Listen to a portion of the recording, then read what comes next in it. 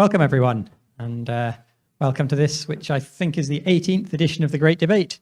So we've covered many topics, but perhaps it's never seemed more pressing than it does at the moment to think about how we tackle the education of the next generation, particularly bearing in mind the climate crisis and related damage to biodiversity, which is possibly amongst all the crises that are going on at the moment in the world, perhaps most difficult to face because it's long-term and covers the entire globe. So anyway, I won't speak more about that because I'm sure our speakers will do a great job. So I'll hand over straight away to Eugene. Thank you very much. I think this is the third time you've moderated for us. So yes, no further ado.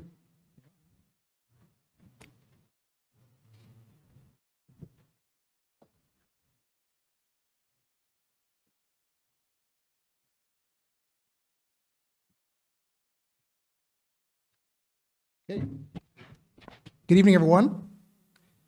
Ladies and gentlemen, welcome to the Institution of Engineering Technology's 2025 edition of the Great Debate on the future of engineering and technologists. My name is Arab from the School of Construction Management and Engineering at the University of Reading. And as your moderator for tonight's debate, I would like to establish the context for the arguments being provided by our four distinguished panelists. In Canada, some of you may have caught my accent, engineers, especially impressionable young undergraduate engineering students, will often be heard proudly pronouncing the acronym ERTW. Now, I expect some of you are pondering the relevance of early return to work to unemployed students.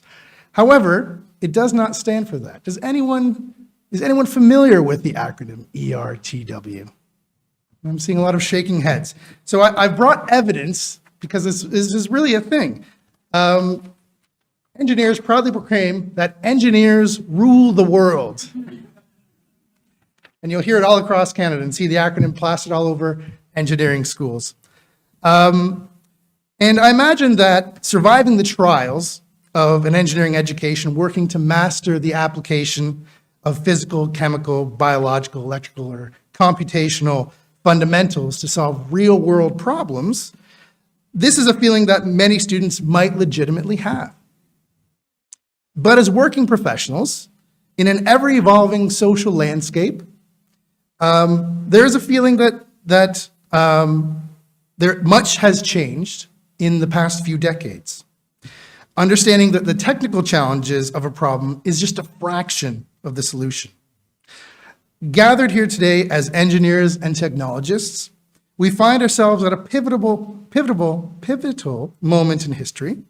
The world is facing unprecedented environmental challenges, such as climate change and ecological collapse, and rapid technological advancements, such as generative AI, all with the backdrop of our quest for a more just society.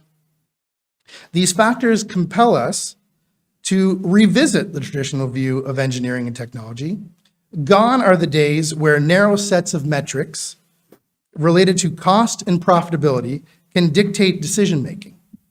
Terms such as social value, life cycle carbon, EDI, and biodiversity net gain have become embedded in the parlance of engineering practice within the last decade.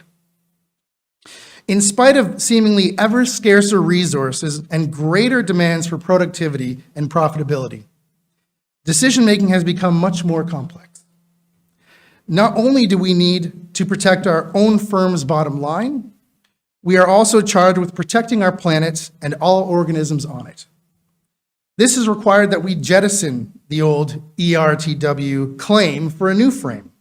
If you allow me to suggest one, we might consider EWWW. Engineers work with the world. We now design in cross-disciplinary teams so that we can factor in expert knowledge, stakeholder perspectives, and ethical considerations that might have been dismissed as abstract or academic just a generation ago. But are we doing enough?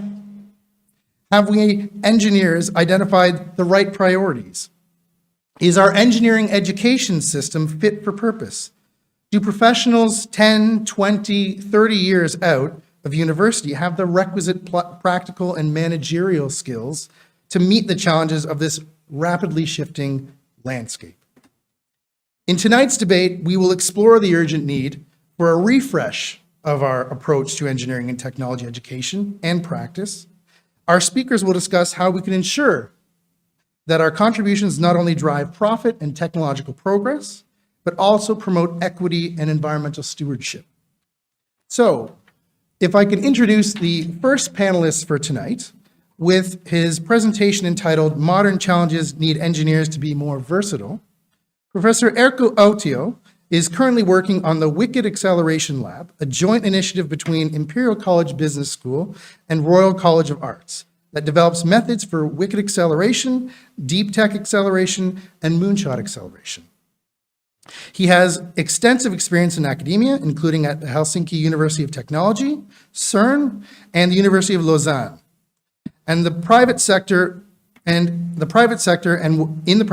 was a co-founder of the Global Entrepreneurship and Development Institute. Professor Autio was elected as a Fellow of the British Academy in 2019 and is a member of the National Engineering Policy Centre Committee of the Royal Academy of Engineering and participated in the Engineer 2030 initiative. Please welcome Professor Autio to the stage.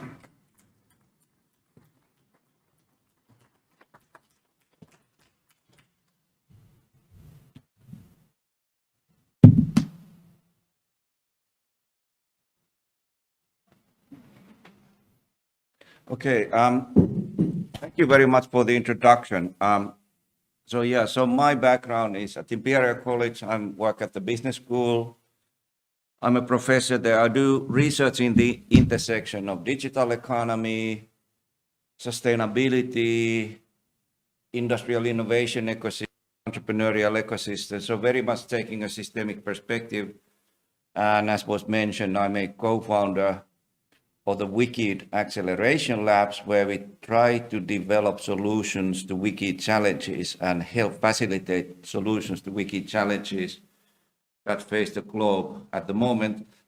I was also a participant in the Royal Academy of Engineers 2030 initiatives, which initiatives sought to understand what are the skills that engineers will require in the future. So I will draw on that background, and I'll take maybe a business school perspective to try to understand what are the skills that engineers need in the future.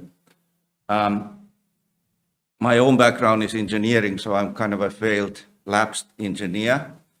But my son is actually doing his PhD in the University of Bath in computational chemistry. So he's trying to apply machine learning technologies to extract more insight from limited data sets to predict the properties of new molecules. And he tells me that that's a very, very big and demanding challenge.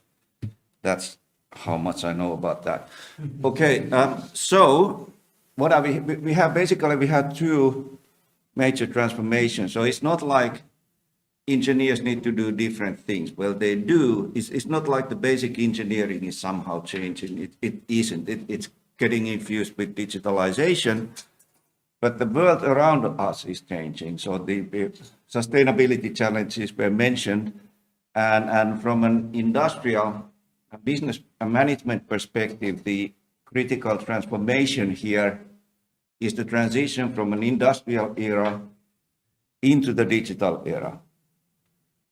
So what's going on here? Industrial era, you create value in a supply chain, which is a vertical linear sequence where one-to-one supplier contracts connect suppliers with their customers. And at the end, what you do in that supply chain, you add value to the product in a sequence of steps, and then the value travels with the product to the customer.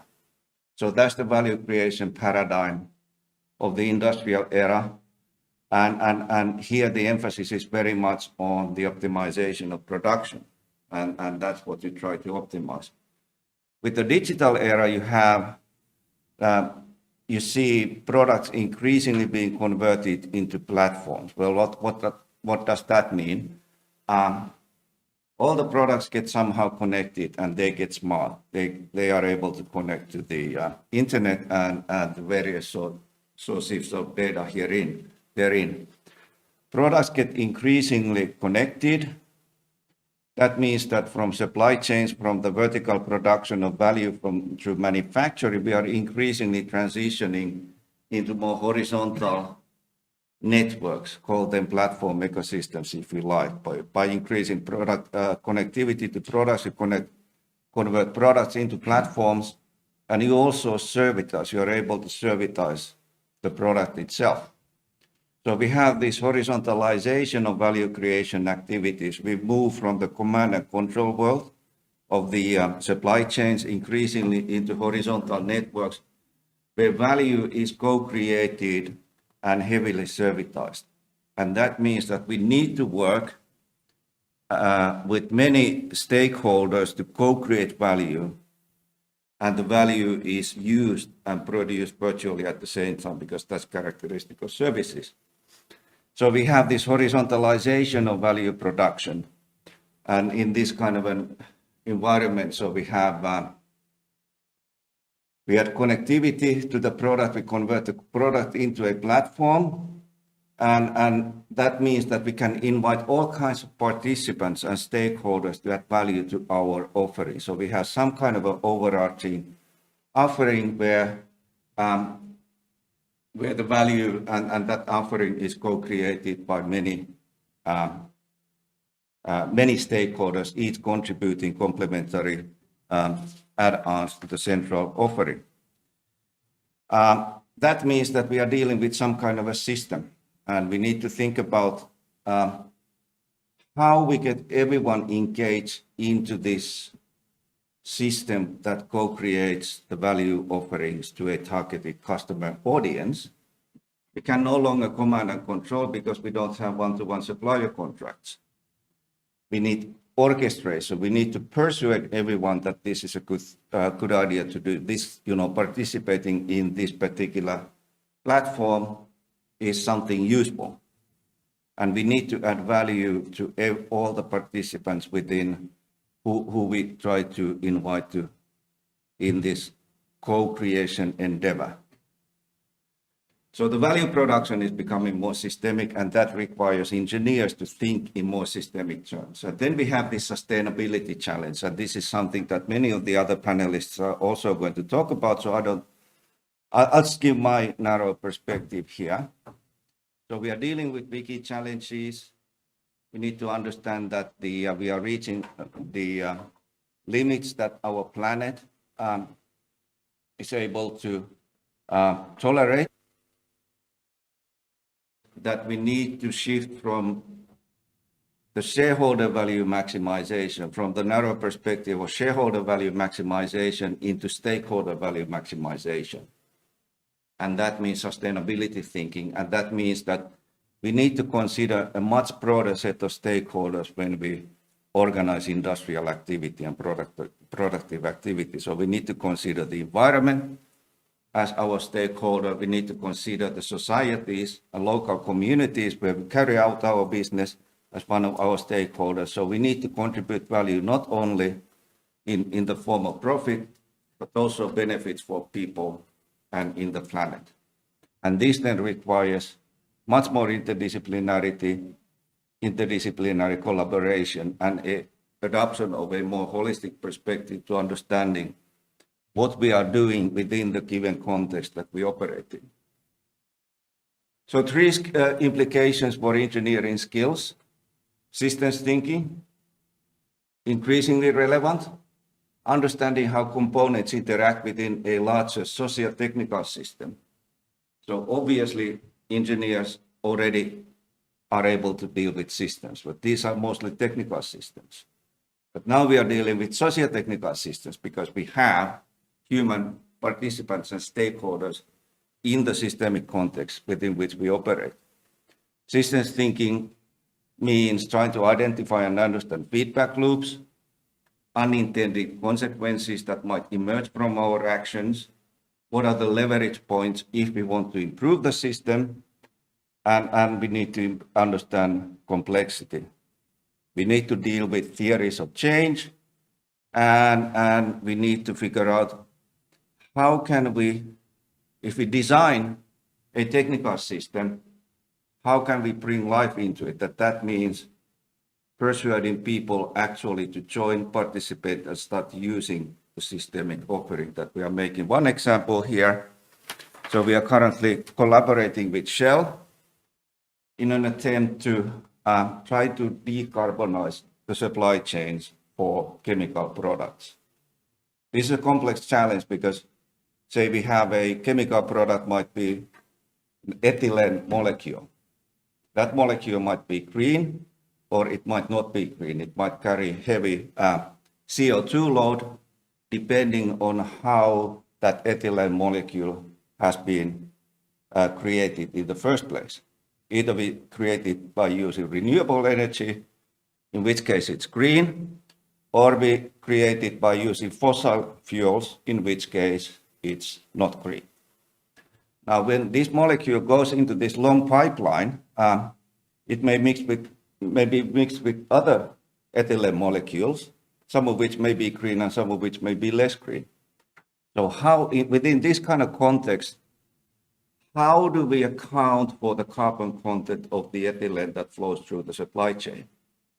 And for this, the technical solution that has been proposed, and my colleagues at Imperial College have developed a system that they call book and claim system, which means basically having an infrastructure for tracking those molecules throughout the supply chain, such that the end users at the end of the chain are able to make credible claims regarding the carbon content of their raw materials. That's the technical system. But how do you persuade that supply chain to actually start subscribing and acting accordingly? That is the systemic challenge from the socio-technical perspective.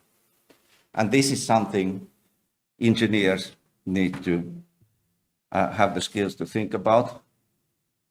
We will be operating in multidisciplinary collaborations, so we need to communicate across silos. We need to understand others' perspectives, and we need to be sensitive to different backgrounds in the multidisciplinary teams within and diverse teams within which we operate. Because of the continued challenges of rapid technical development, this time we are living at the dominant design competition phase when it comes to AI machine learning technologies, which are being adopted throughout economies. That places an onus on engineers to constantly keep upgrading their skills. So challenges for educational institutions, systems thinking, interdisciplinarity, industry, collaboration, prioritizing sustainability, continuous learning, engineers, lifelong learning, communication skills, and seeking out diverse experiences. And with that, I conclude my presentation. Thank you.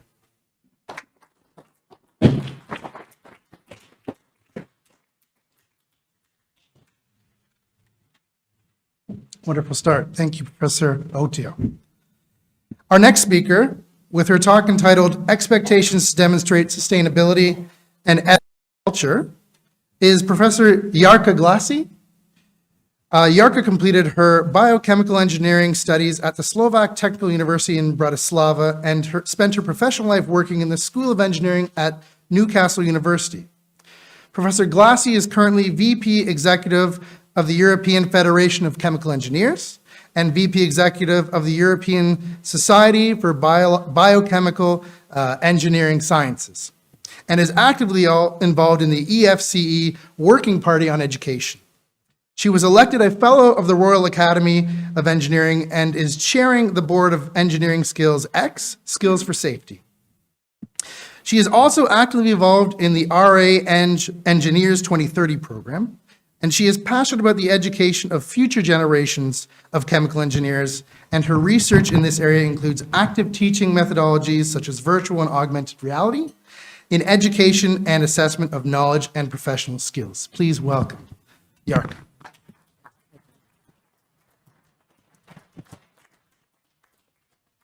Thank you, Eugene. So I can beat your engineers rule the world. As a Slovak in Slovakia, engineers were still, and I think still are, considered demigods. So by law, within 3 months of graduation, we had to change and have ING entered into our ID cards. And from then on, anywhere I had to present a card, it was, oh, Mrs. Engineer, Mrs. Engineer. It was quite a downer when I came to UK. An engineer then becomes okay. But so I didn't want to do too much on the challenges as I say, oh yes, it works. I didn't want to do too pessimistic a view of the challenges, but I wanted to start off with that list there, not because I like to brag, but because I wanted to show you that I do actually engage with engineers right across all the disciplines. In fact, my last job was a director of education in the School of Engineering at Newcastle, which has all of the disciplines: mechanical, civil, electrical, chemical, marine. So I was responsible for education of all of those. So you can see that this is not just the biochemical engineer, as I am talking to you, but also the interactions with the European engineering bodies show me that the challenges that I'm picking up on here are actually challenges everybody is facing right around the world. Okay, what I consider the biggest challenge is that as engineers, and may I say this immediately, I don't know how many academics are in the audience, but the first question an academic says, how on earth am I going to fit all that into the curriculum and still teach them the core engineering that they need to understand? That is a question which I think we really need to seriously address. By the way, I have got a solution for that. So in a debate, you can start challenging me. We have to do it on the core technical subjects. So you have to teach the core technical subjects with all of that lovely stuff that Erko was saying and that I will highlight. So we need to start living that sustainability. Why? Because we really do just have that one planet. Whatever anybody tells me about going and colonizing other planets, thank you very much. I'm quite happy on this Earth, and I'd like to have it still livable. So I believe there is an awful lot of change within the context of engineering. I'm too far from this now, am I? In terms of engineering that our graduates now are facing that we didn't have to. Yeah, it's working now better. And we've heard some things around the climate awareness, the new technologies. I actually pick on things around raw materials, just like a certain president of a certain country now does, and goes around picking countries, buying countries, or forcing countries to give him some resources in payment for something else. That is going to be quite a serious problem for all of us. Unless we start curbing our consumption seriously, who is going to give up their phones? And who is going to make all those batteries for the electric cars? More importantly, who is going to make that pure, clean water for us? UK, well, excellent. We've got floods because we've got so much rain now. But if you're down in Australia or some other parts of the world, water is a serious concern, okay? And we should be really concerned about things. But this is scarcity of the materials where in the past, our engineers may not have had to consider this issue as much as now they will have to. So beforehand, all of my design groups were, and as a biochemical engineer, I always challenged them producing biochemicals. Wasn't that fantastic? These are green products and da-da-da. Are they? The amount of water that we use in bioprocesses, you seriously have to think about where you're going to be producing these chemicals and why are you going to be producing them like that. So that sustainability needs to start coming through everything that we do. I happen to also work in, oh, this doesn't work, sorry. I happen to work with the very fashionable AI and machine learning methods. I worked with them in the 90s when they weren't really fashionable, but hey, now we are really sexy. How do you teach engineers that they have different tools now? They will have to have different tools. And I hear, frightening as it is, that the younger generation that's coming through, they don't even use Google now like we sometimes used to. They just go straight to ChatGPT or the equivalent. Ask a question, get an answer. Frighteningly, they believe that answer outright. This is where I really don't want our engineers to end up. So believing an answer of a machine, because I know too much maybe about how they give you those answers. I did put the UN SDGs up there because I do believe that as a humanity, we subscribed to this a while back. In fact, we said that we will reach all of these lovely, lofty goals. We are halfway there in a timeline. And have we? Well, okay. And then we can say, oh, it'll be our children that will have to deal with it. So I am an academic. And although I've worked with companies throughout all of my research life, and therefore I've been exposed to all sorts of industrial problems, I stayed in academia because I'm so passionate about the education of the future generations of engineers. But that also showed me how the curriculum and what we demand from engineering education has changed, or sadly hasn't changed, over the decades. And if you, just out of interest, how many academics? I've spotted at least one. Right? Any more academics in here? No. Oh, okay. So then I can tell you a little bit about that.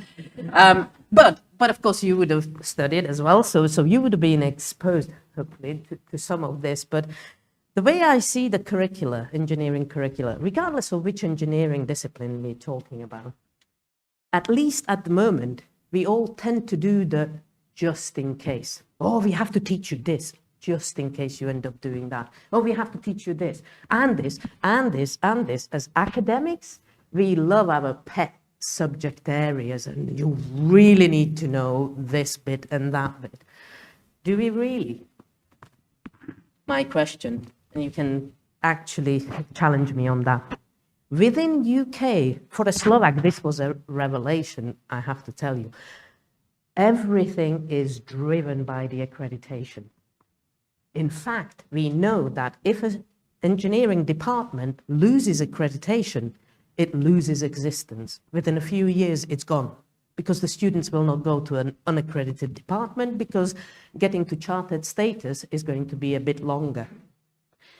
That's an advantage, but also a disadvantage, because then everybody uses the excuse of, oh, we can't do that because the accreditation will not allow us to do this or that or the other.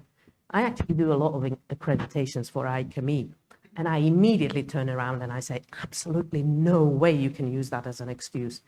The only prescription is the latest version of the AHEP4, the Accreditation of Higher Education Programs, which states 18 statements to what an engineer has to know by the end of, or has to be able to do by the end of their degree.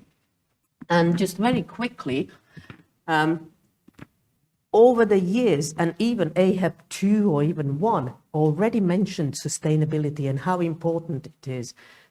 So why are we in the situation that we are? And why do our engineers not breathe and talk and live sustainability every single day?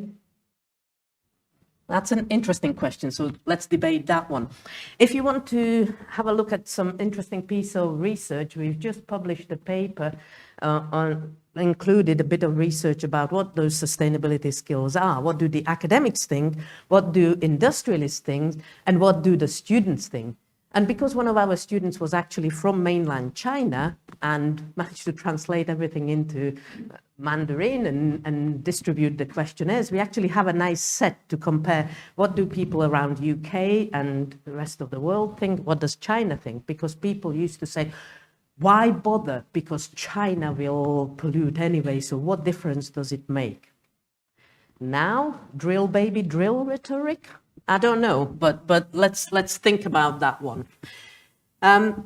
what my talk was supposed to be about is how ICME leads in this area. I do believe, and all the other professional bodies challenge me, if you will, but I think ICME is the first one of the big sort of professional bodies that goes a step beyond requiring an accreditation that we teach sustainability. Everybody has to do it because AHEP 4 says so. So everybody has to tell students about the sustainability. But what ICME had gone on to, and please forgive that very busy slide, I just wanted to show you the wording that goes with the AHEP 4. These are things around sustainability, ethics, risk, security, and ED&I that the AHEP 4 now requires from our bachelor students, B, from our master students and our MSc students.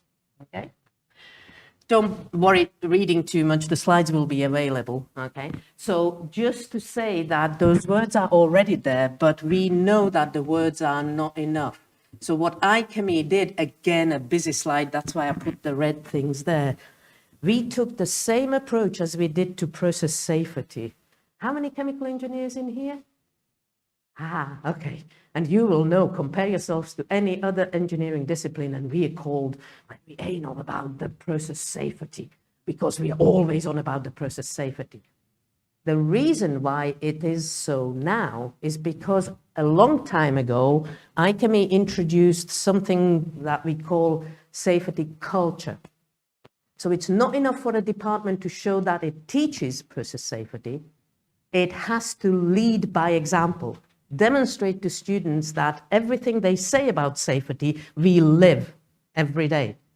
Since 2021, the new edition of accreditation requirement for chemical engineering departments now requires the same level of leadership by example on all of those other aspects: social responsibility, ethics, sustainability, diversity, and learning.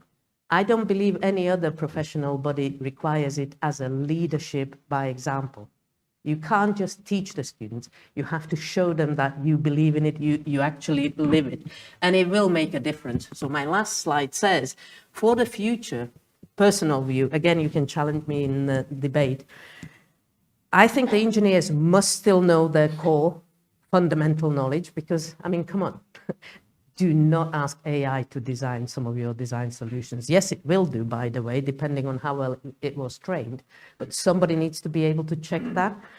But they need to now understand much more the way of, as we heard from Erko, the systems thinking, the ability to pick the right tool, hence the lovely organized toolbox, pick the right tool for the right job. So core engineering fundamentals, whichever engineering discipline you are in, within the new applications, with sustainability emphasis, not just talk the talk, walk the walk of sustainability. Challenge yourself. Do you know all the different ways of measuring CO2 equivalents and so on and so on? And of course, they have to be practical and have to be able to have the tools to assess. And I'll just leave the Engineers 2030 up there. That's a really interesting initiative. I would love to hear back from you in the debate as well. What do you feel the engineers of 2030 onwards should be capable of doing? And that's it. Just to thank everybody and looking forward to the debate. Thank you.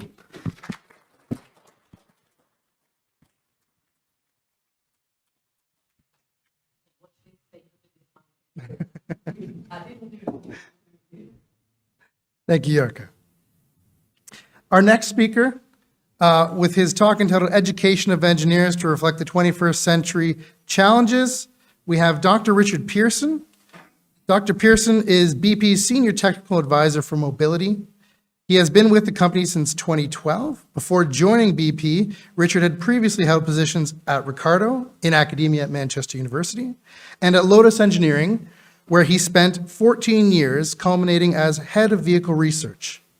Whilst at Lotus, Richard worked on a wide range of vehicle technologies, carrying out pioneering work in life cycle analysis of vehicles with alternative propulsion systems. He has represented his respective employers on a variety of government and industrial advisory and strategy boards. Please welcome Dr. Pearson.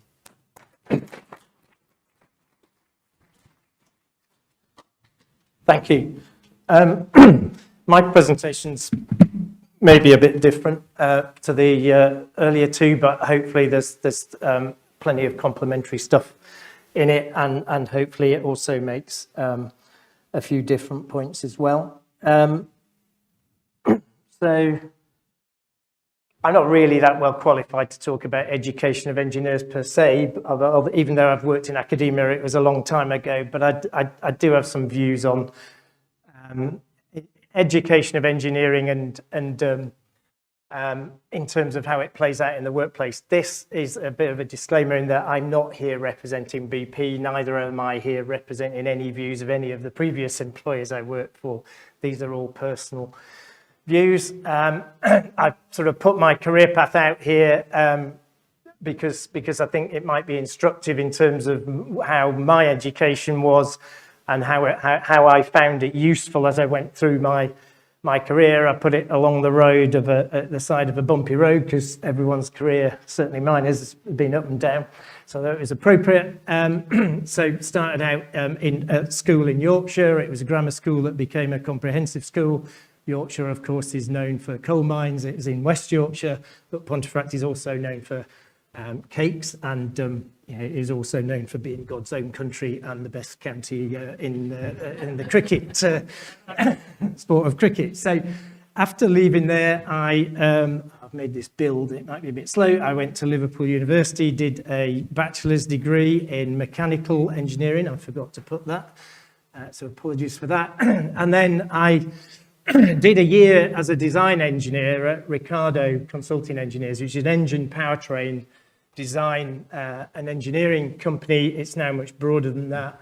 It does work in the electrification field. It does government work in supporting legislation for the UK government and the EU. I left Ricardo after a year because I saw the most interesting bit of what they did. Where I saw was people who were running engine thermodynamic psychosimulation programs. So I went and did a PhD in solving gas dynamics equations that solve wave propagation in compressible flow, which is what happens in intake and exhaust manifolds.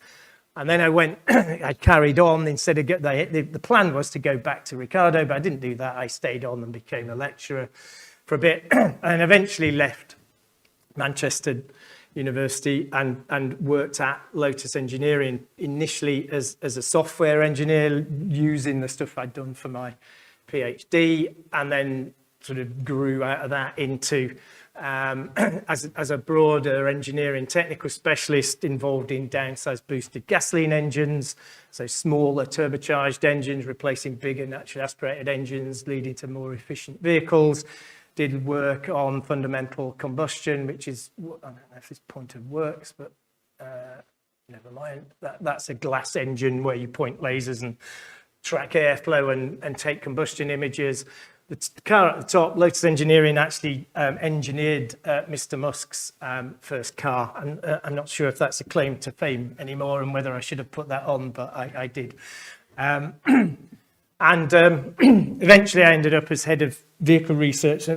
Doing that job actually, throughout this transition, this was about engine performance, but very quickly got into engine efficiency, CO2 reduction, understanding emissions legislation and how to make vehicles meet them. And then toward the end of my time at Lotus in the sort of late 2000s, got into quite a lot of work on looking at life cycle emissions, including how the emissions generated when you build a vehicle, when you extract the raw materials, when you process them. I always think, starting a vehicle is quite an impressive thing that starts out as a piece of iron ore and ends up as something like this with 100 million lines of software in it that passes emissions legislation, crash legislation, and a lot of other regulations. I joined BP as a technical advisor looking at how we make cleaner burning fuels, lubricants that make vehicles more efficient, and worked on and still do work on thermal management for batteries in electrified vehicles. I've done a lot of work on hydrogen and refueling systems for hydrogen fuel cell vehicles. And then more recently work on high power charging of electrified vehicles, a lot of work on technical due diligence. I'll refer back to that shortly. And a lot of work on techno-economic forecasting, looking at how penetration rates, this isn't supposed to be red, but they're different types of vehicle powertrains. The purple ones, electrified powertrains, how they will penetrate into the market and what rate at which they might penetrate, and who knows after that. But all the time, there's a journey involved picking up increasing awareness of sustainability requirements, but also increasing use of engineering fundamentals. And I'm going to sort of focus on this bit as well as acknowledging that bit was extremely important and it developed throughout my career. This is just a really quick look at some major technologies that have come into engineering or into human existence over the past 30 years that have changed our behaviour, but they've also driven a need to start changing engineering syllabuses. So, going back to the 80s, we got the personal computer and the lithium-ion battery. Interestingly, these two chaps aren't really talked about for the lithium-ion battery. It's usually Goodenough who's mentioned.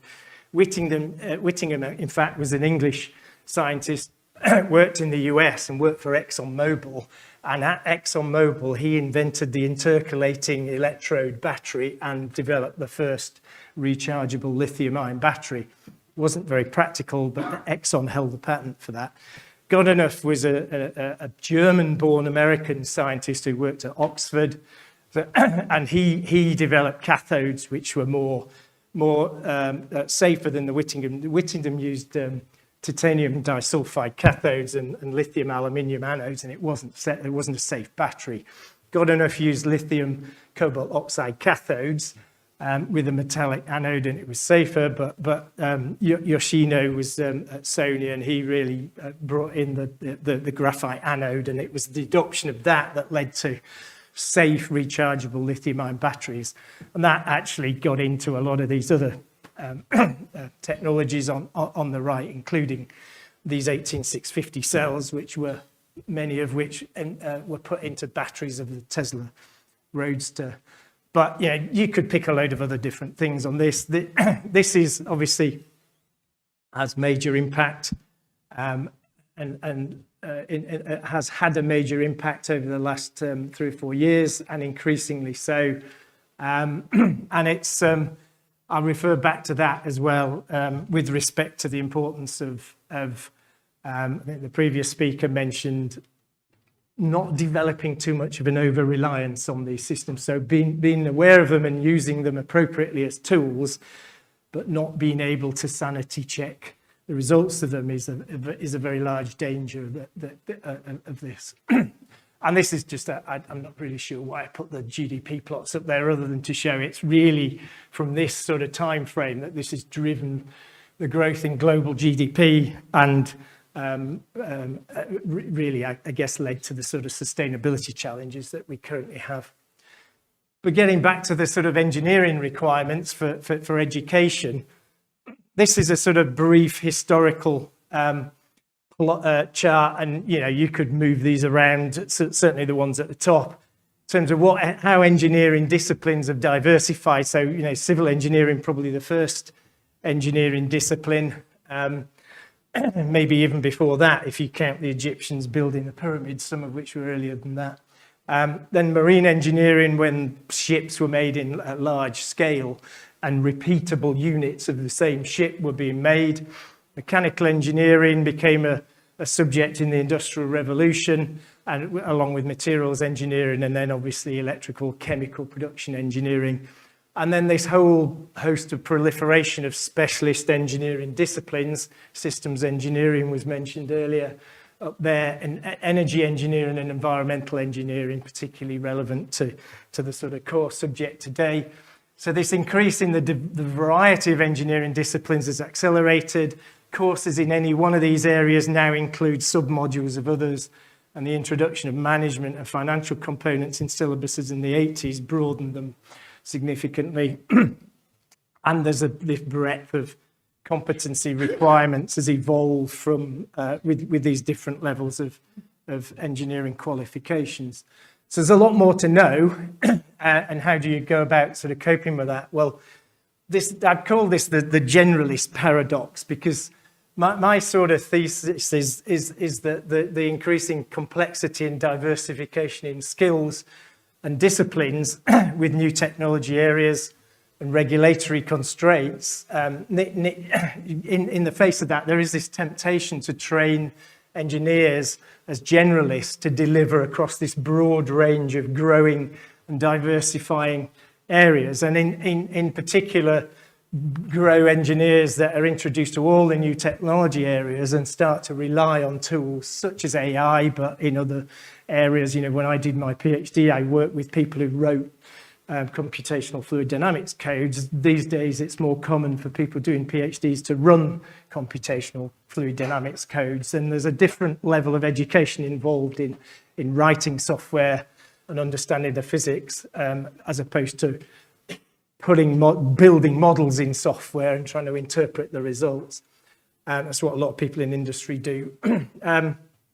As this breadth of subject matter increases, my contention is that it's increasingly important that we develop deep understanding of first principles. So fundamentals of science and engineering become even more important as guidelines to understanding the challenges of these new areas, and in particular validating the output of tools that are used as black boxes. Fundamental thermodynamics is especially important in assessing viability of new energy systems, which I look at a lot, especially in due diligence terms. And this thing on the right here is just it's simple arithmetic, but a lot of people at first glance are not able to realize how inefficient stringing together a set of processes with 50% efficiency and 25% efficiency, two of those and one of those, suddenly you've lost 93% of the energy you started with by just stringing three processes together with those efficiencies that don't look too bad. That's not too close to the efficiency of an internal combustion engine over a drive cycle. That's not too far off an electrolyzer efficiency, and that's not too far off a fuel synthesis efficiency. So if you make synthetic fuels, you're challenged with that sort of thing. So the thesis is engineers need to be able to fall back on first principles to solve new and complex problems. And I guess, the so what is, I think we need to be wary of compromising. And I've done this from a mechanical engineering perspective because I'm a mechanical engineer, but compromising on these core mechanical engineering areas. Mathematics, probability, and statistics, with probability and statistics, particularly important, these two. I'll come back to that right at the end. Mechanics, dynamics, thermodynamics, are really important, fluid dynamics, materials design, and structural analysis. Emphasizing understanding compared with rote learning, and ultimately getting to a position where real fundamental understanding of those subjects means that you're not faced with this dichotomy of either being narrow and deep or shallow and broad.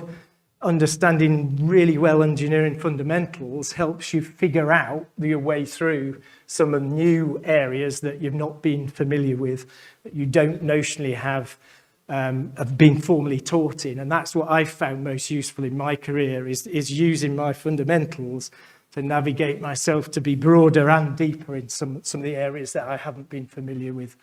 And so my last slide is just an example of what the importance of fundamentals are. And I mentioned statistics earlier, and might be a bit boring. Engineers, there's the joke about engineers, what's the difference between an engineer who's an extrovert and one who's an introvert? Answer: the one who's an extrovert looks at your shoes when he's talking to you. So, we are a bit nerdy, and this is a nerdy example. So question is, 1 in 1,000 people catch a given disease. Test for the disease has a 5% false positive. You take a test and the result is positive. What's the probability that you actually have the disease? Anyone want to chuck out a guess? So Sure, you probably all know this. So the answer is to take a step back and consider the problem and the question. In a sample of 1,000 people, one person has the disease. It says that right at the top. 1 in 1,000 people get it. 5% false positives means 50 people test positive but do not have the disease. So 51 people test positive, only 1 of whom has the disease. So the probability is actually less than 2%, 1 in 51. Now that question was set to a bunch of investors who claim to understand or be worth the salaries that they earn because they understood risk. And about 80% of them got it wrong. So understanding, this is statistics. It's not engineering, but it is actually part of an engineering syllabus. And I just put that in to highlight the importance of being able to work things through, even if you can't remember the details of your statistics courses and the definitions of standard deviations or whatever. You don't need to if you've got it if you approach the problem properly. And that's it, I think.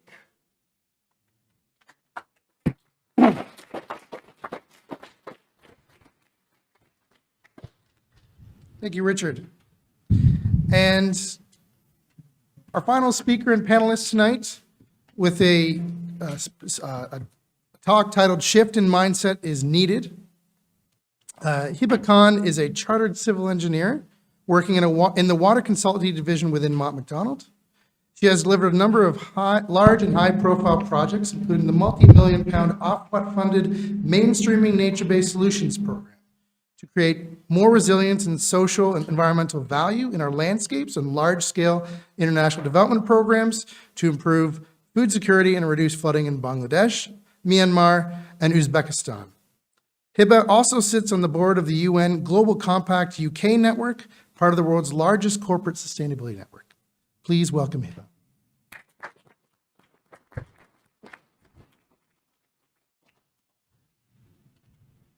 Scared of using this now in case it doesn't really work. But okay. So I'm a civil engineer. I work at Mott MacDonald. I'm the original engineer, as I found out today, based on that triangle. So when I studied engineering, amongst other things, I was taught hydraulic engineering, I was taught geotechnical engineering, I was taught structural engineering.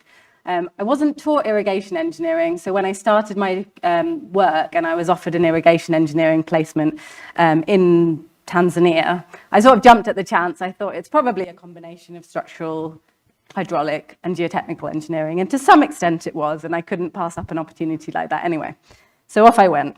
I spent a few months in Tanzania and I continued for years, in fact the bulk of my career, to work in irrigation schemes across the world, funded by large development banks, Asian Development Bank, World Bank, to repair and replace irrigation structures, to increase food security and farmers' income while reducing leakage and improving the environment.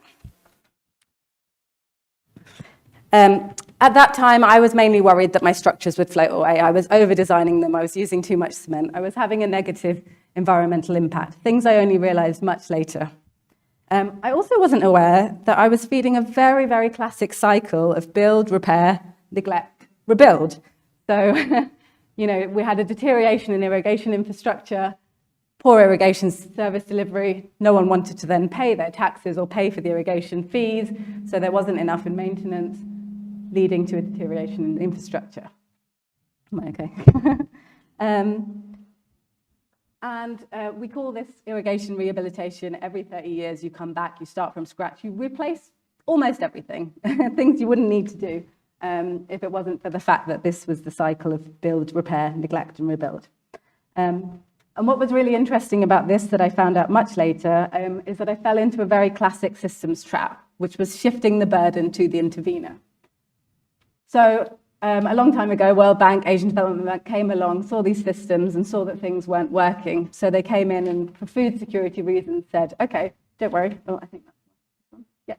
They came in, the well-meaning development banks, they came in and said, don't worry, we'll fund you to rehabilitate your structures. So they gave capital money, 100 million, 500 million, replaced all the structures. But what they didn't do is they didn't solve the problem. And what they did is created a feedback loop. So basically, shifting the burden to the intervener is where a feedback process within the system does a poor job of maintaining the system. So you end up with the decay. A well-meaning intervener, the development bank, steps in to bring the system to the state that everyone wants it to be in. The original problem reappears. Nothing's actually been done to solve it. In fact, there's even less investment in maintenance because there's no funding for ongoing maintenance. All the funding is for capital costs. So actually, there's less investment than there was. The intervener comes in and implies more of the solution, and in doing so, undermines the capacity of the system to maintain itself. I'm not saying that they shouldn't have stepped in. I'm not saying global food security doesn't warrant stepping in, but it is hard, and I do often reflect on whether my projects did as much harm as good, if not more. I'm never sure. I worry also that there was other solutions to develop demand for farmers' produce, to have them paid a better wage, that they would invest in their irrigation fees, that they would invest in maintenance, that this would all continue in a much more sustainable way. What I'm trying to say is it's messy. It's complex, it's uncomfortable, it's emotional. There are so many systems traps, and it's so easy to fall into them as an engineer. We're not taught to actively wrestle with any of those things. We move from project to project. We improve our approach incrementally. We learn along the way, but we never lead transformational change, and we'll never get what we need as a profession or as a species. So we talked a lot about systems thinking. We need to be taught about systems thinking. We need to be taught about systems traps. We also need emotional resilience to stand in that horrible, uncomfortable space where you wonder if you did more harm than good, and you sit there long enough to find a better way and to do things differently. And all this stuff has been a problem for tens of years. You know, what I'm saying, the irrigation problem, decades and decades. We're now facing a much, much more complex world. We're at the brink of climate and biodiversity collapse. All of our decisions as engineers have even more impact. There's way less wiggle room than there used to be. And we've got much less space for mistakes. So we mentioned the SDGs earlier. I'm going to do a quick poll. Who agrees that the UN Sustainable Development Goals are a good thing? Raise your hand. Yep, that was a trick question. They absolutely are. You might see my badge. Absolutely believe that the UN Sustainable Development Goals are a good thing. Another poll, who believes that UN SDG 11, building sustainable cities and communities, is a good thing? Okay, because the thing about the SDGs, and I think we need a bit more emphasis on this, is that they're a framework to communicate the complex, messy, interconnected world we live in. Progress against one SDG may very likely lead us moving backwards in other SDGs, and I don't think we think about that enough. Investing in sustainable cities is pretty cool. You improve the quality of life for the residents, but you might have negative impacts. You might affect housing affordability, accelerate urban migration, increase inequalities between rural and urban areas, increase poverty in rural areas as a result. And that rapid urbanization is likely to negatively impact on the environment. So here's all the negative things that we have to worry about when we're moving forward on SDG 11.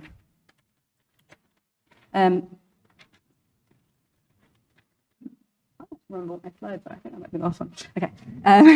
So we're in a world now that is so entrenched in processes, particularly within the engineering sector and particularly within the UK. We are so highly regulated and standardized that even with the best will in the world, if we're trying to design solutions that prioritize people and planet, they'll just be weeded out by our cost-benefit analysis. I worked on a flood defense project where it was much, much better to save 3 millionaires' homes than hundreds and hundreds of lower income homes. And we've got indices to account for that. We've got indices to make it more, you know, like to prioritize social deprivation and things like that. But even then, you'll end up with those results. And in my work to mainstream nature-based solutions, I see countless examples. So recent legislation or the recent stuff in the news about sewage outfalls into our rivers has led to a limit, so no more than 10 spills per outflow, which is a great thing, right? Like, why wouldn't we want that? The problem is we don't have time, is what the legislation says, to wait. So they've only got 2 years to do that, the water companies. That means we can't use nature-based solutions. The only solution is a large concrete tank at every single outflow. Is that really what we wanted? We don't have time to drive partnerships. We don't have time to do things differently. We just have time for concrete tanks. And concrete tanks, they're the perfect example of why we need a shift in mindset, because we are obsessed with certainty and cost as a profession. And a concrete tank will always store the same amount of water. Doesn't really matter where it's based. And nature-based solutions, you know, they will give you biodiversity benefits and amenity value. They'll give you resilience and well-being and all sorts of things, but they will store different water based on the seasons, how long the grass is, when it was implemented, where it was implemented. And unless we're willing to sit in that uncomfortable space, that's not going to change.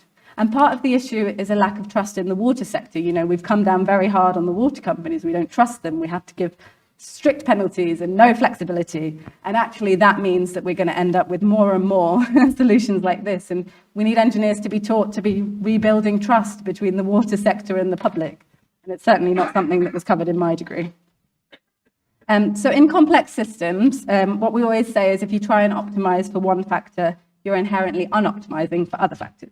The example I always use is the parent raising a child. If you optimize them for maths, they may be less optimized for art. We have definitely optimized our engineering processes for certainty and for cost. We cannot expect these processes to prioritize for us, people and planet. The most socially or environmentally beneficial solutions will not come out of the processes that we've got. And we need to be willing and supported through education to shift our mindsets. Otherwise, we'll keep continuing to choose concrete tanks over wetlands and natural flood management. We'll continue to lock ourselves into a high carbon, low nature world. And I'm going to leave you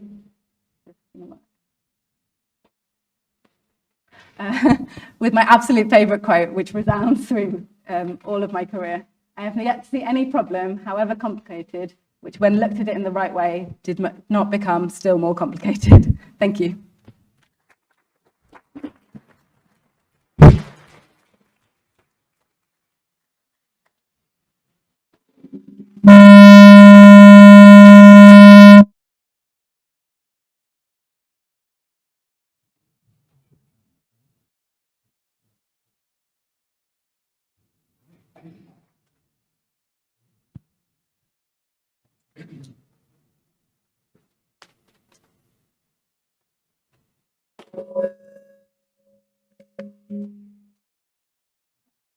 Is that okay?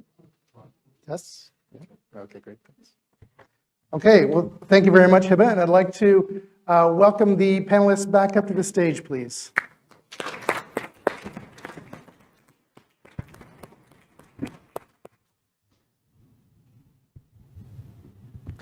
Now, as you all know, we're going to open up the floor now to questions.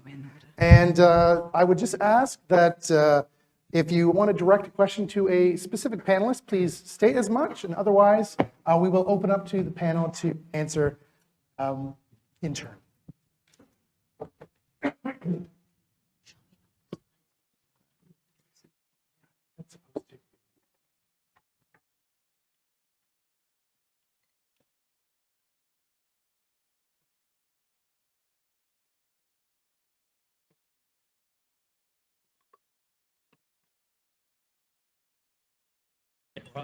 I was going to say, we had one online. So yeah, if anyone has a question, yes, your hand up, and we'll bring a microphone to you. But there have been some questions coming online, so I think we'll start off with one of those, which I think would be for all the panel. So the question is, how can we get engineers solving the big challenges to save the planet when politicians, societies, and organizations are stuck in the behavioral paradigm of consumerism? That's an excellent question. May I quickly jump in? This is where I challenge, I don't know if you can hear me. This is where I challenge my students, and would you believe it, I actually introduce debates into engineering curriculum. What a sacrilege. And we talk about the ethical importance of certain decisions and things. But the thing I tell them is, it's all very well saying that, oh, what can I do, a lowly engineer, when politicians make? Whose fault is it that the politicians don't know anything? Bless. Sorry, apologies. I shouldn't be generalizing like this. But actually, within the UK, it really is very visible that the politicians tend not to have the engineering or the numerate education that they should have. In fact, the Speaker of the House of a few years back very proudly announced to us at one of the events in the Parliament, I've not done any maths or any sciences since my O levels, and look where I am, telling us that he's much higher than the rest of us in the room. That actually really disheartened me. So I think there is an onus on us engineers to communicate better and to show people and convince them of our solutions and why they are right. I really like Hiba's solution there, but may I say, one of the industrialists who came to talk to my students, third-year students, about decision making, he kept saying, oh, well, the cost will show you. But one thing that he did say, I was getting very disheartened, he said, in your cost, you must account for the environmental impact. And then the cost-benefit analysis immediately comes out with the solution that you should have come out with. If you don't account for it, of course not. So there is our systems engineering. We set the boundaries wrong. And I'll step back. Can we talk to the politicians more? Can we convince them, please? Can we vote sensible people in? Can we get sensible people to stand, to go? Any other panelists like to give a comment on that very broad question? I guess I'd agree that government does have a role in the legislation it sets, the penalties it puts on things, price of carbon being one, and subsidies that it might introduce in early stage renewable projects to get them off the ground, and as importantly to keep them going whilst they get on the curve that reduces the cost of the technologies, and that will enable companies to grow that employ engineers to work on sustainable big problems, which is, I think, the original question. So a regulatory approach. Hiba, you said you... Yeah, no, I was going to say, I mean, it's so topical on my project at the moment because we're coming up with policy recommendations, but we're a group of engineers. So we're like, what is a policy? How do I communicate policy in a way that the politicians would care? What evidence do I need? How much evidence is the right evidence? Like, this is, again, I think, an educational thing. We need to be able to communicate the right things to the politicians, who I think would listen, but if we could communicate in the right way, and understand their language. Yeah, cool. Can I show a couple of slides? Only two. What I would do is I would show you an example of how we try to address this challenge of making people and engineers more equipped to deal with sustainability challenges. So what we try to do, and I can, leave it to the slides, but basically what we do is we develop tools that are coded in mirror boards, which is an electric whiteboard, and we curate wiki challenges. So we have challenges such as food security in Namibia. We have long-standing tension between the Aboriginals, Mapuche people in northern Araucania, in Chile, and the mainstream Chilean population, long-standing tensions there, highly wiki challenge. One of our challenges is the care for the war wounded in Ukraine, and similar. One has to do with pollution of space, near space, and there's a lot of debris flying around this planet. So what we do is we curate these challenges, we assign teams to work on these challenges very much in a challenge-driven and solution-oriented way. And they need to apply these wiki tools and wiki acceleration tools to address those challenges. So we send student teams to Namibia to have a look at the food security situation there, where they have long supply chains and the food products tend to perish before they get to the other end of the supply chain, because they lose 60%, 70% of the milk before it reaches the consumer. So, and then develop highly practical solutions. And this used to be a very popular approach. So the last time it got wiki acceleration module, the last time we opened the module for applications by students, it was fully subscribed in 2 seconds. and that was the record. But it needs to be challenge-driven, tool-focused, and solution-oriented. Interesting. Okay, do we have another question from the audience online? Over here, please.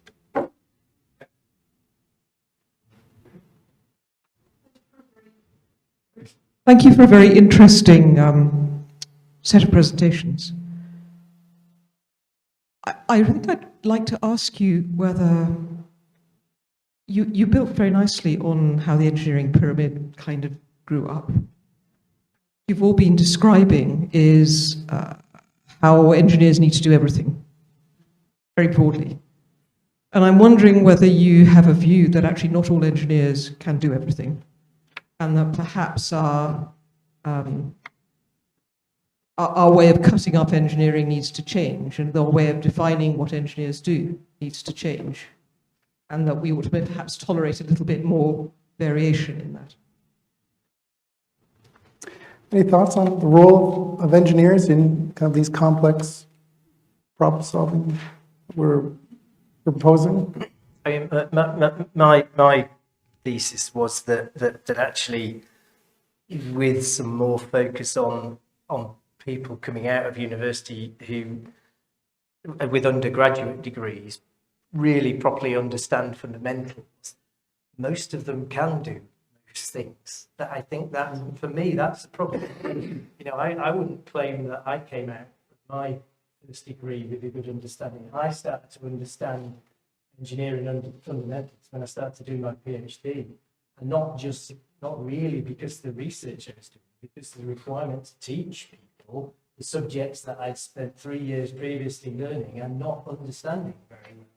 So, and that for me was largely because a lot of stuff was crammed into the courses, even the fundamental ones, that were around examples and getting more and more examples of broader and broader technologies, rather than hammering home the proper understanding of what was being taught and the first principles of what was being taught. And then you're equipped to address a whole range of different problems. That's my view. And as I've gone through my career, I've found it more and more useful, those real fundamentals, not less useful. I've fallen back on them more and more because it's been required to look at broader and broader things. So I think you can get most engineers to understand a broad range of things if they taught things in the right way.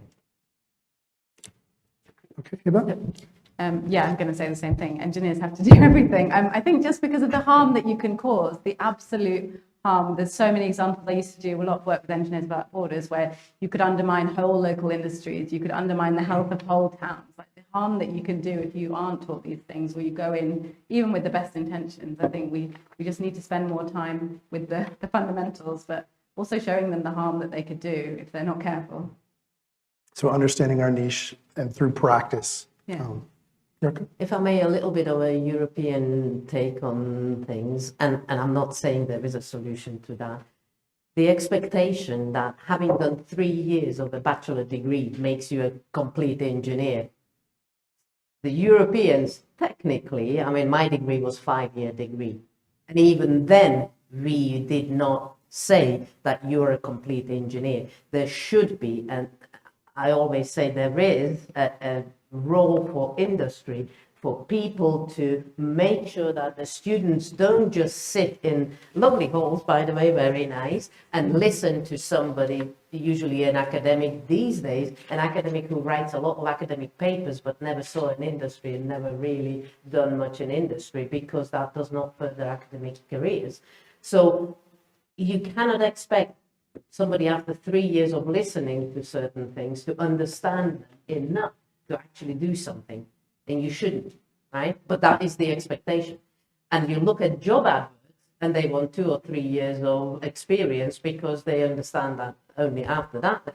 Who is going to give kids that experience, right? So come on, let's be realistic, and I think we all need to contribute to make sure that our engineers do know their stuff, because they have to know their stuff. But I agree with you, there are things out of my own education that I've never done since I've graduated, and you could argue I would never ever touch certain jobs. By the way, that is the requirement of a chartered engineer, that you must know what your limitations are, right? So, I wouldn't say as an engineer, I do everything. I know exactly well, I hopefully know where my limitations are, but I am able to talk to people, and I'm secure in my fundamentals to actually see, nah, actually, that does not make sense. So it's that questioning ability, I think, is important. I don't know whether that answered your question, but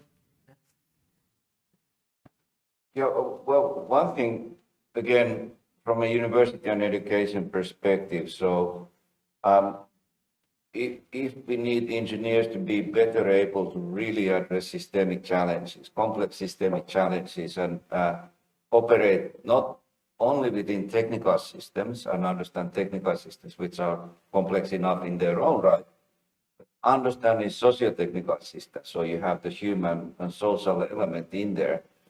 So it actually poses conflicting demands for how universities, for example, should teach engineers. On the one hand, definitely you keep talking about the fundamentals, absolutely important. You need to have super strong fundamentals, which is a challenge in its own right because it takes time to really learn that.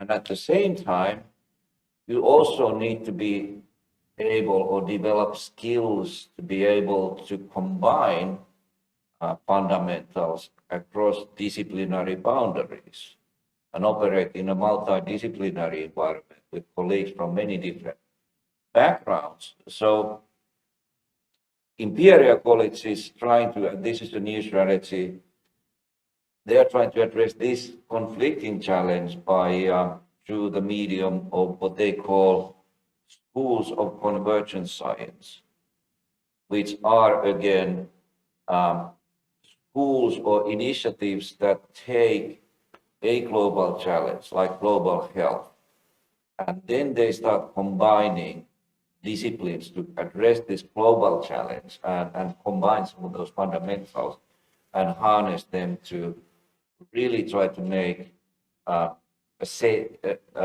difference at the systems level. This is a new strategic initiative, so I cannot tell you how well it's going to go. We are still in the design phase, but that is the big picture anyways in that area. Yes.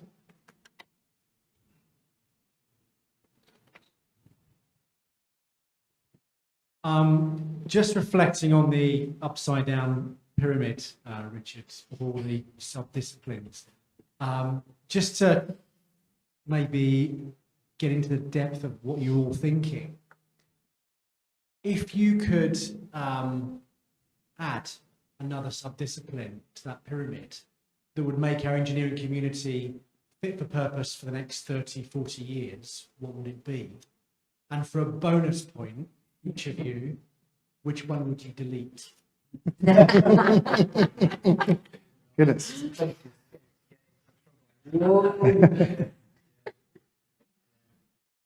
And that's a question for all of you. Yeah. And I guess the one that was on there that talks to the first presentation was the systems engineering one, which is, is clearly important.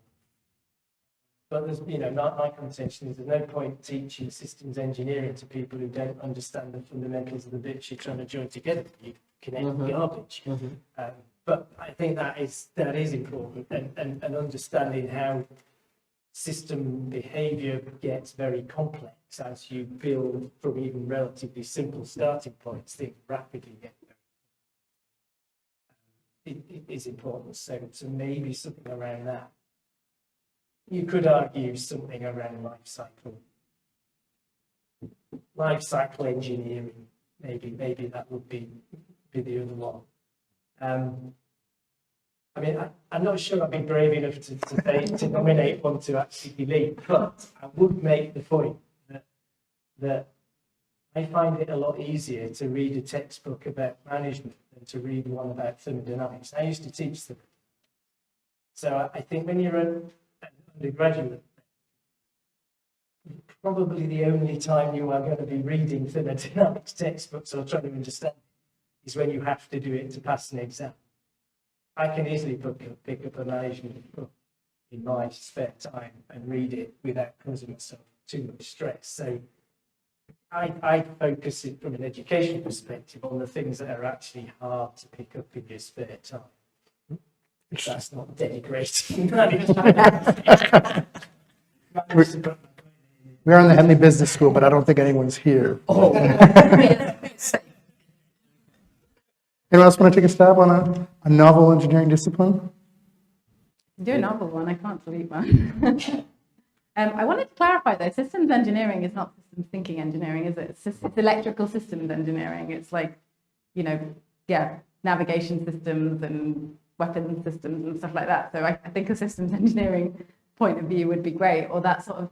So in international development, you'd never do a project without a theory of change that says, we think delivering drinking water to people will reduce the incidence of disease, but we're not actually 100% sure, and so much could go wrong along the way, and the politics might change. So here's the steps along the way that you'll measure.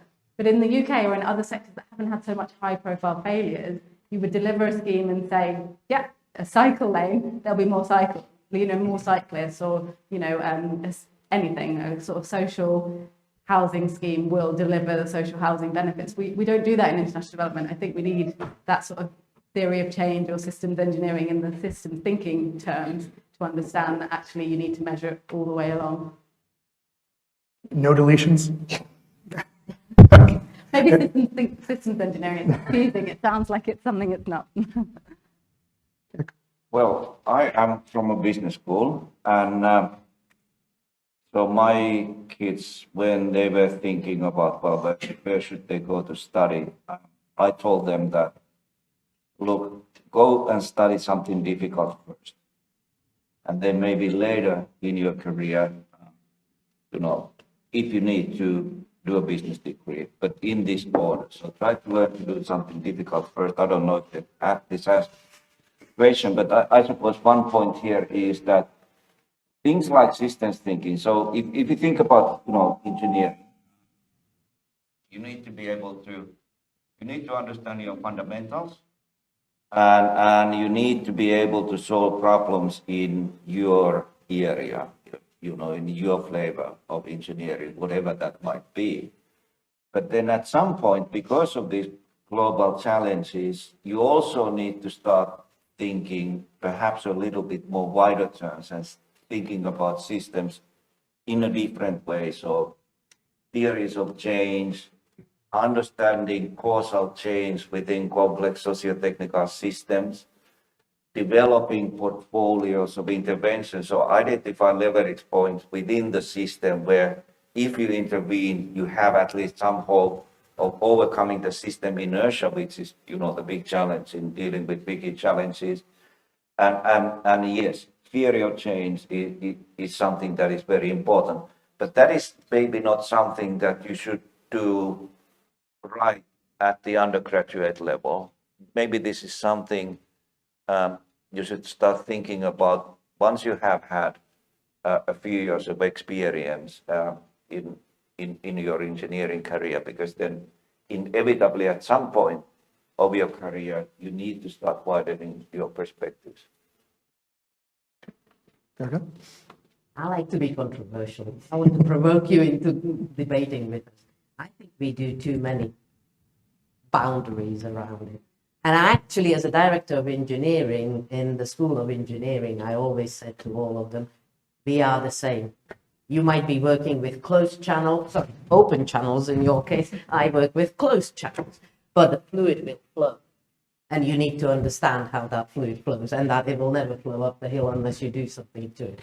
Thermodynamics, the number of lecturers that were doing, but my thermodynamics is slightly different than your thermodynamics. I'm sorry, we are on the same planet and the same physical laws apply to us. So I know everybody likes their own little, because I'm special. And I could tell you a little bit about this, but you wouldn't understand because it's too complicated. That's a t-shirt that chemical engineers used to wear. I could teach you some reactor engineering, but you wouldn't understand. It's too complicated. We need to get back to this, what is engineering? We are going to have to come up with solutions that work and that do all sorts of things. We will not do it alone. And what taught us a lesson is when my daughter, who did maths, further maths and chemistry A-levels, and ended up doing ancient history, classics and philosophy for a first degree. Wow, I tell you that, a microbiologist and a biochemical engineer having a debate about what is happiness, brilliant. But it teaches us a lesson. Why are we so precious about the label?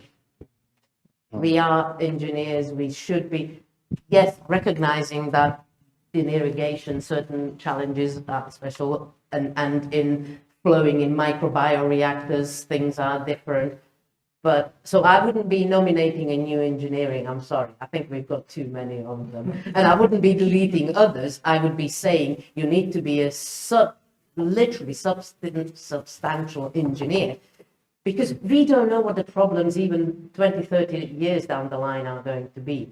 How am I supposed to teach you how to solve them? You need to be able to think about these things, and unless you know your basics, whether you are a mechanical or electrical or a civil engineer, we've got no chance. Sorry, I turned it round, so come on, somebody disagree with me. Argue. I think the gentleman in the purple jumper, do you still have a question?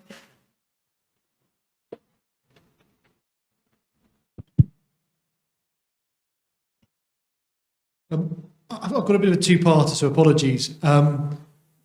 My question really is, how do you shorten the feedback between the skills needed in industry and in academia?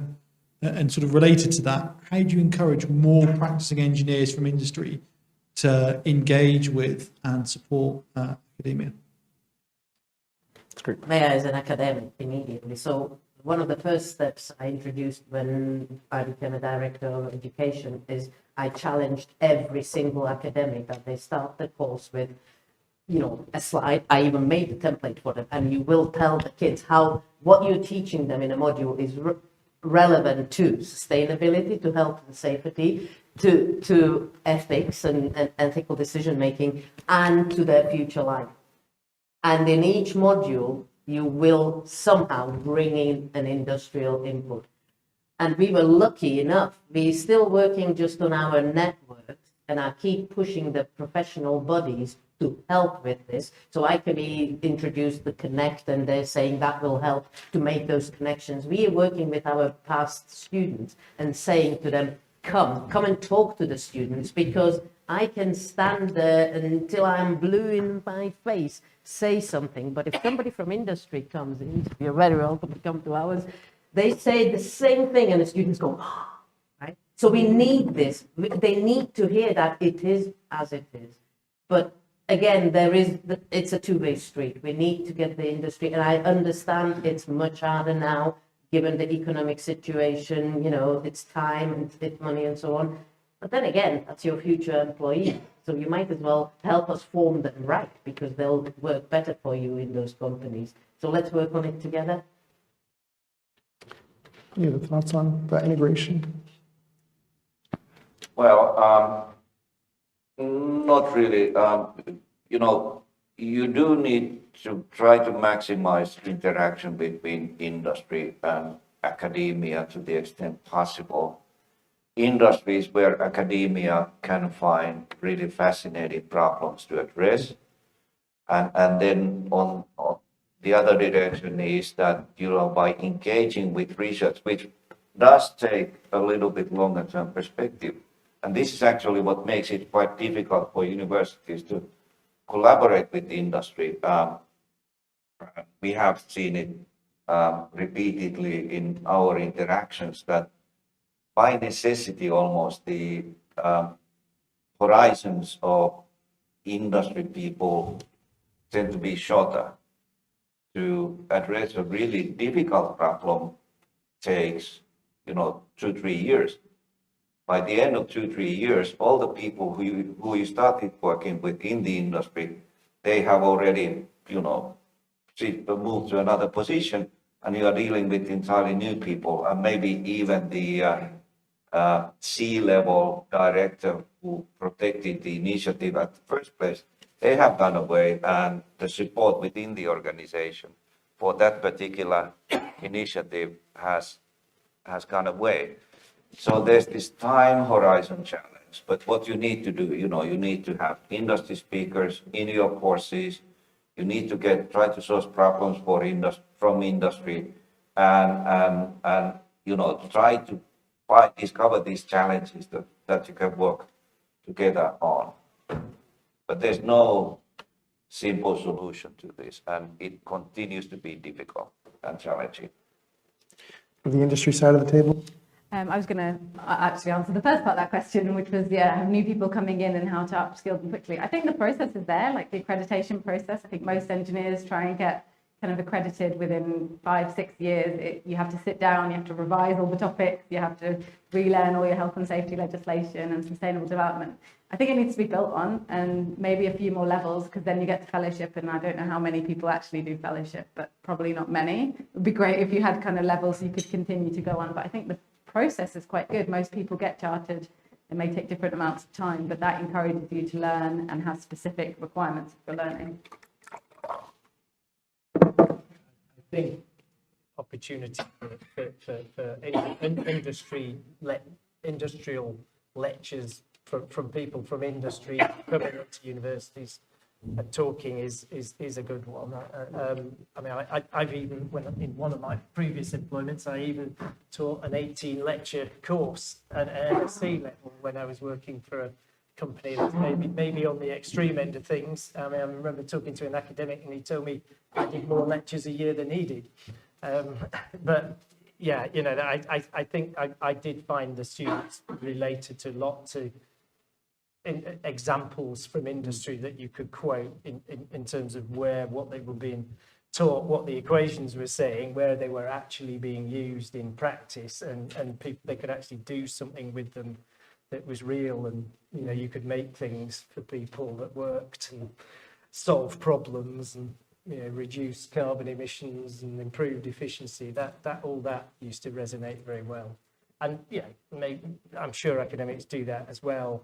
I think it'd probably be helpful if some academics had more experience in industry and there was more movement between industry and academia, but it's not such an easy thing to promote, but it would be a good thing to have.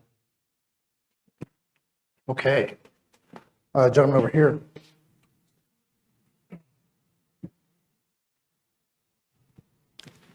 Does the panel think that inventiveness should be taught as part of undergraduate degrees? There wasn't any in my undergraduate degree.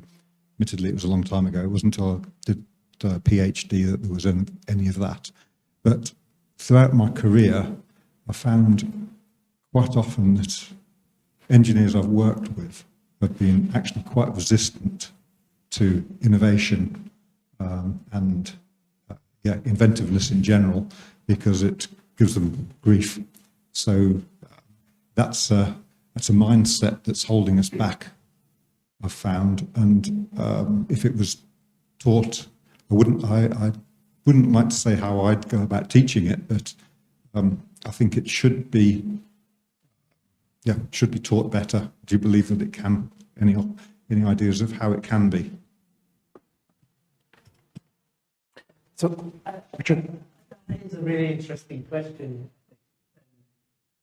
But I'm not sure how it will be taught, but I do think it's an important thing to maybe generate awareness of early on, because there is a danger of producing a lot of very clever people who are great at telling you why something won't work, but not coming up with a new idea that might solve a problem. So, and a lot of inventiveness or innovation really comes from around identifying problems that need to be solved as much as coming up with the solution. That's often, or that are worth solving as much as coming up with a solution. That both bits are important, two parts to it. But I do think perhaps that is something I would add to the list on the top of the inverted triangle that was asked about earlier, but I'm not sure how it would be taught.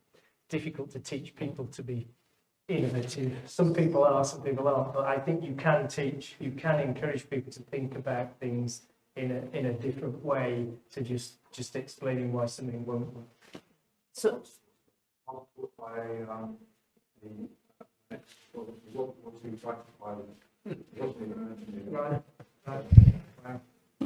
So at Newcastle, we actually have an example of this. In fact, my PhD student, who is a lecturer in what used to be called entrepreneurship and innovation, now she calls it value creation.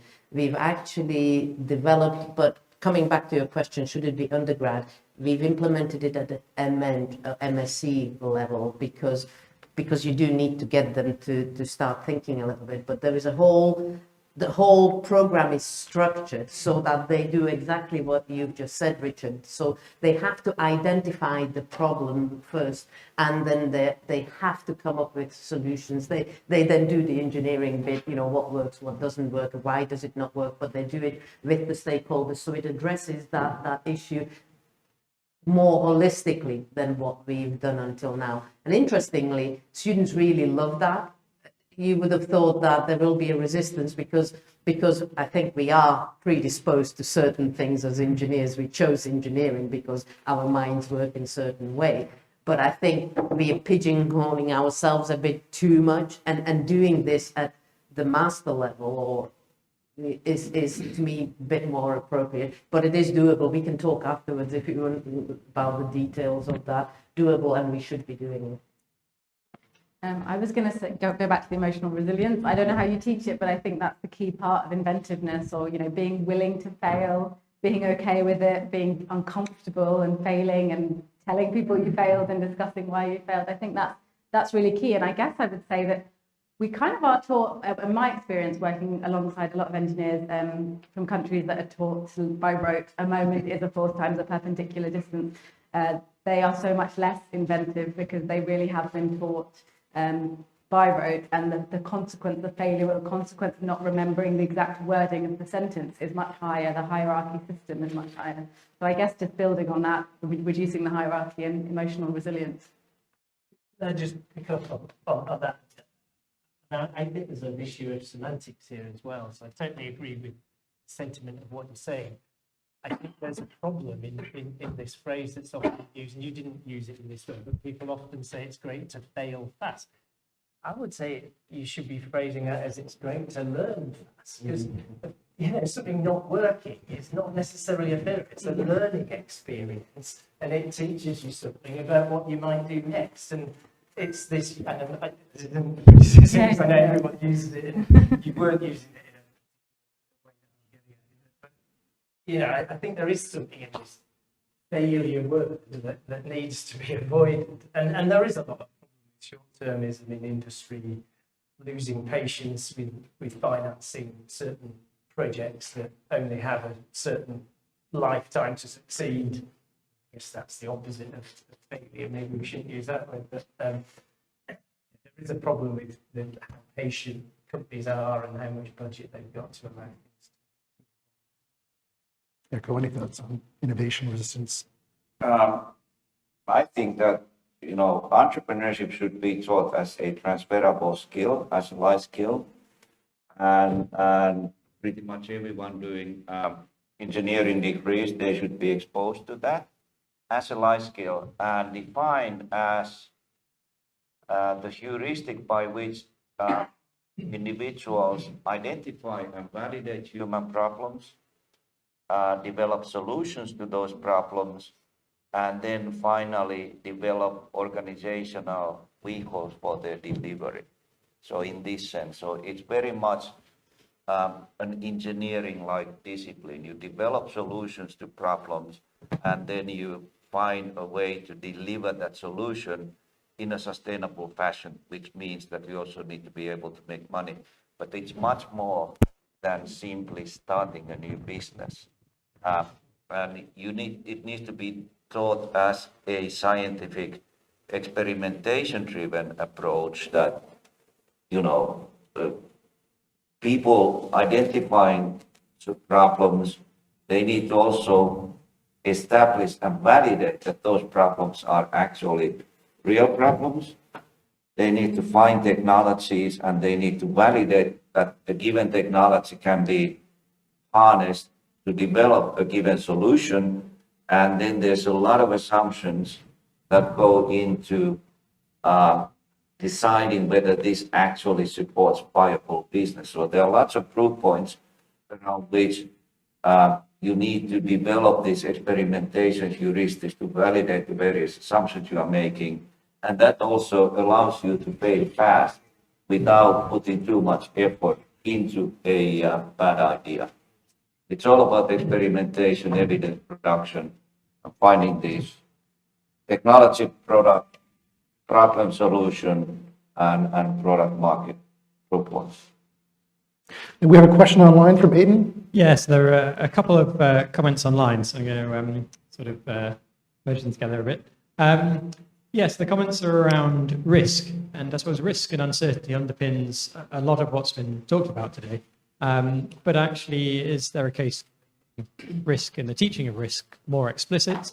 And if so, how and when?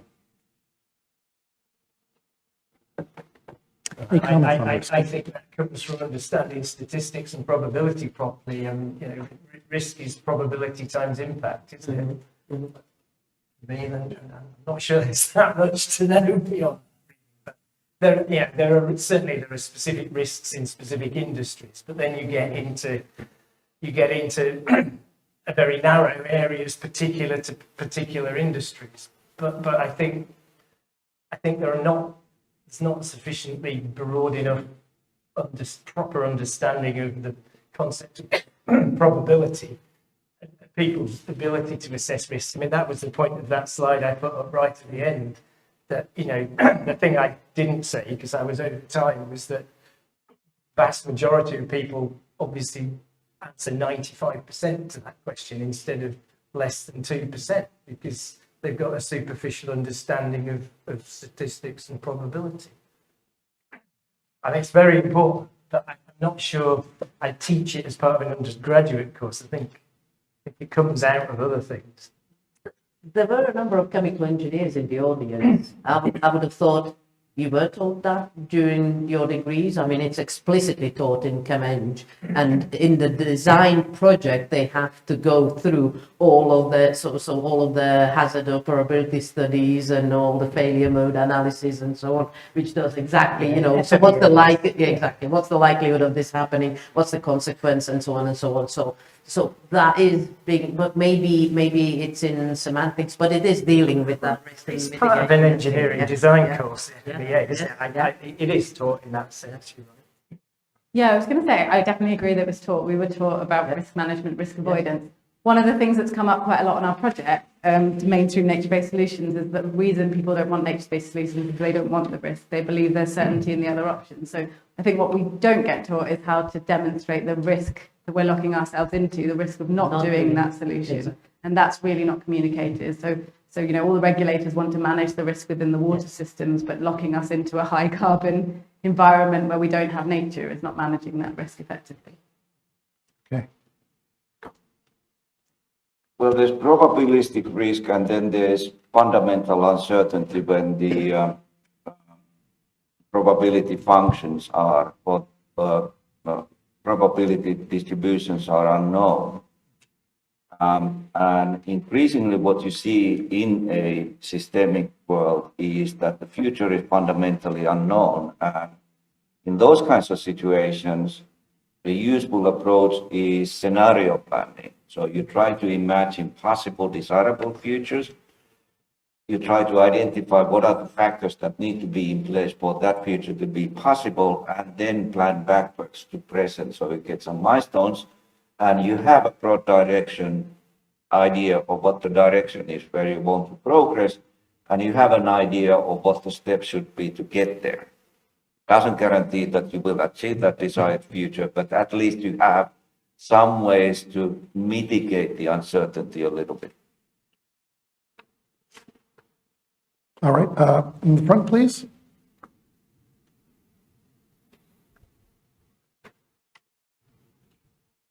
My question is in two parts. The first part has been answered about the industry, but the second part is related to your presentation. I'm really pleased to hear from you, Eka, about industrial era to digitalization. Eka, you talk about the accreditation, Richard, you talk about fundamentals, and Hiba, you talk about the challenges and problems. My question is, how do you see the industry moving from shareholders to stakeholders? I mean, if I see the Engineers 2030, there's a lot of work being done, and thank you for that. But you think that shift will come? Who'd like to go first? Well, if I can say so, I'm hopeful.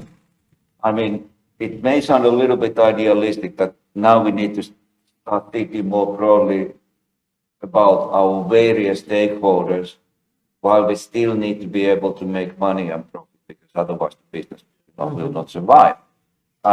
So it is idealistic, but at least what I see amongst our students is that they fully subscribe to the idea that we need to make this transition to stakeholder thinking and understand that the businesses operate in a wider systemic context, and they create externalities within the wider context, and those externalities can be negative pollution and similar, or they can be positive, and you can even develop business models that become regenerative, that is, address damage and mitigate damage caused by earlier generations. So I don't know whether you can force people towards that kind of thinking, but I do see that kind of thinking increasingly taking place and amongst our students, and they are very serious about it. Yeah, I was going to say, we see that in the students. They're much more aware. That paper that I put up there, there's some really interesting statistics, how much they tell you, how much they already know, sustainability, where I'm challenging them, and I take it positively. We must make it work. If we don't, what are we going to do? I mean, do you fancy living in whatever? When we are at the brink and we're getting there very fast, we will, we will, all of us change. But the young generation is getting much more outspoken. That's another thing. So there will be a lot more challenging, and you can see that undercurrent already. So the companies that are at the forefront of changing to what they call that, they understand, and they will have the edge. So the others will quickly jump onto the bandwagon. So I think there will be, I don't know whether the 2030 will hit or not, but it will change. It will have to. It cannot go on as it is. So I am also with you, optimistic. We'll make it. Maybe a comment on the reception of those types of changes in business? Others? I think it needs a change in outlook from the investment community, really. I mean, it's a big problem that the patience that the investment community has in payback. There do seem to be some exceptions. There are certain people who promise things and never deliver them seem to be let off by the investment community, but on the whole, I won't blame it. On the whole, I think there is a big problem with short-termism in the investment community, and if you force companies to make business plans based on short-term returns, then you're probably not going to get stakeholder companies. You're going to get shareholders.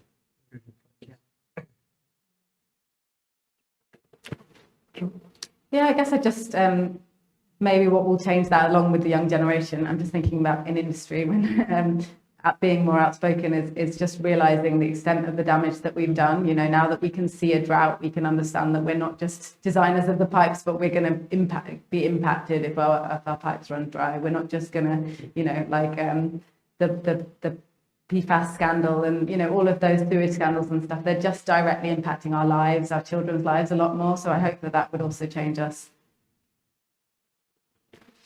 Yes, woman in the purple jumper, please, or cardigan.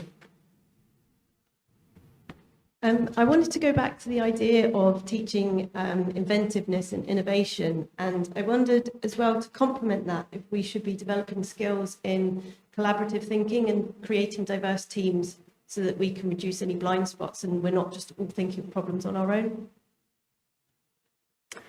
Yeah. Yeah. two design identified modules. Yep. But added value, we talked Yep. about collaboration, we talked about teams. Yeah. How well it's getting put into reality, I don't know. Yeah. I was going to say, we are moving that way. We're challenging. I gave you one example, but we're doing that within all of our degrees. And I really wanted to see those barriers being broken down and start putting the design teams together out of not just the individual engineering disciplines. And we are looking for example, for master's research projects are often multidisciplinary. So we've got the medical doctors helping us. Well, we are helping them devising certain devices and things. So we are working with different disciplines as much as we can. Could we do better? Absolutely. We can always do better. That's what makes us engineers. We know that we can do better. I don't know if I have any great solutions, but one trend that I would like to highlight here is, Moore's law, we all know from microprocessor development that the power of microprocessors doubles every 18 months, and it still keeps going, and that's obvious, that's an exponential trend. In AI and machine learning, we are dealing with multiples of Moore's law. And that means that world is changing super rapidly. And that is going to affect, for example, and transform, I would predict, I don't know how, but it will, the way we teach and we harness things like creativity, generation of new ideas, which are often combinations of previously unconnected items. So we are increasingly, and this happens in my teaching, my students do that, we are talking to LLMs and we are using LLMs to test ideas, and we can have pretty rich conversations. So it's amazing how rich conversations you can have. And that is going to change, I would claim, things like creativity, innovativeness, and similar things. I don't know exactly how, but I would stay tuned to developments in that space. Yes. Yeah, I was going to agree. I think I was taught collaborative models, maybe not to a very detailed extent, or Myers-Briggs and diverse teams. I think where it would fall down for me is that you're taught that, you graduate, and you probably won't put that into practice for 7-10 years. Like, when are you going to be building your own teams? Do you still remember after 10 years what you were taught? I'm struggling now. I was like, what was the model with plant? I don't really remember that. So I don't know what you do about that, but you need something, an interjection along the way.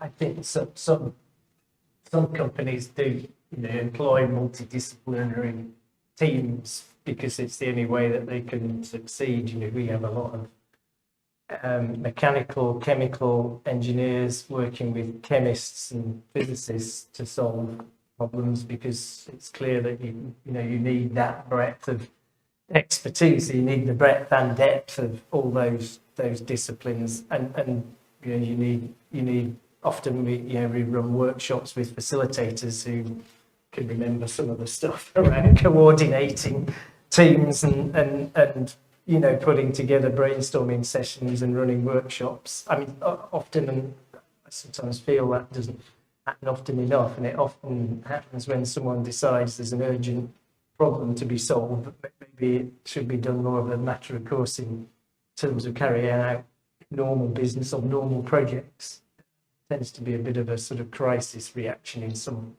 cases. I think we have time for one or two more questions. Two punchy ones, maybe two short ones. Thank you very much. Given we're an event organised by a good number of professional engineering institutions, I just wanted to bring it back a little to, I'm interested in the panel's opinion about the role and relevance of our professional institutions in making sure the engineers that we are training, bringing forward, are going to put people and planet first.